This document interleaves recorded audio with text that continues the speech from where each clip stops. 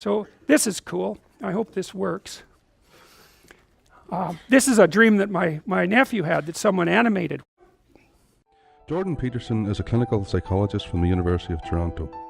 Now, I do disagree with some of his fundamental ideas, but his thoughts on facing problems merge with my Stoic values.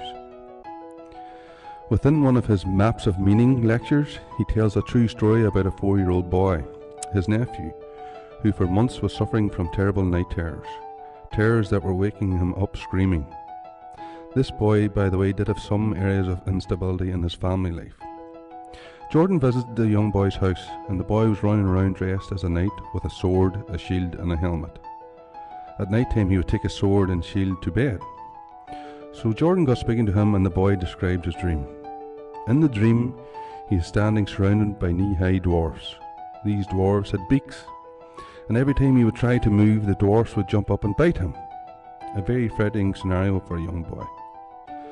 And if you look behind all the dwarfs, away in the background there was a dragon. And every time this dragon would puff out fire and smoke, more dwarfs would be created. So there's no point fighting off the dwarfs because more would just be made. So Jordan tapped him and asked, "What could you do about that?" So the kid says he could jump up on the dragon's head. He could poke out his eyes with his sword so he couldn't see. Then he could go down the throat to the box where the fire came from, carve a piece out of that box, thereby destroying it, and use that piece as a shield. The child, before Jordan arrived, was already acting out in life what he knew he had to do. And after that conversation, he had no more night terrors. This is what Marcus Aurelius meant when he said, "The impediment to action advances action. What stands in the way becomes the way." He was telling us that we must not shy away from problems or shun our personal responsibility. We must be willing to sacrifice our comfort, go to the source of our problems to solve them, and then take something away. Well, there you go.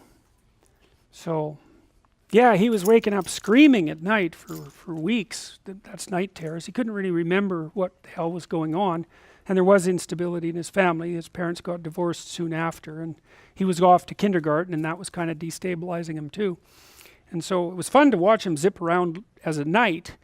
It's like, where did he get that idea? Well, he watched TV, he watched movies. His little imagination was aggregating the picture of the hero, and then he was trying to act it out. That's what he was doing, pretending, right? I'm pretending to be the thing that takes on the unknown. And then he has this amazing dream. It's like, it's mind-boggling. It's so sophisticated. It's like, well, here I am, and there's troubles everywhere, and they're biting me. They're jumping up on me. And it's like a hydra. In the hydra, you cut off a hydra's head and 7 more heads grow. It's like, that's life, man. Solve one problem, 7 more appear, right? So, that was the dragon at the background. Chaos itself, and chaos kept breeding these evil little dwarfs, which is what it does. It's like, it's one damn trouble after another. You fight this one off, fight this one off. It's like, who cares? The dragon, the dwarf generating machine is still working in the background. So I asked him, and that was purposeful. What could you do? See, that's a leading question. That implies that there's something that he could do. He said, well, I'd take my dad, that was missing in the animation, and we'd go, well, poke the dragon's eyes out, go right down to the source of the problem, extinguish it, make a shield, right? So that meant that he would have strengthened his character by the encounter.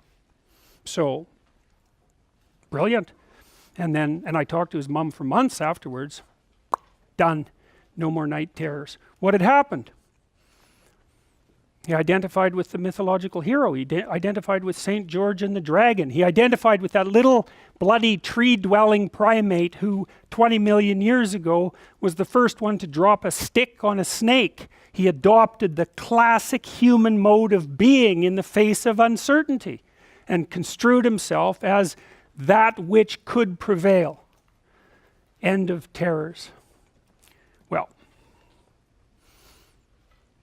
I guess we're done, eh?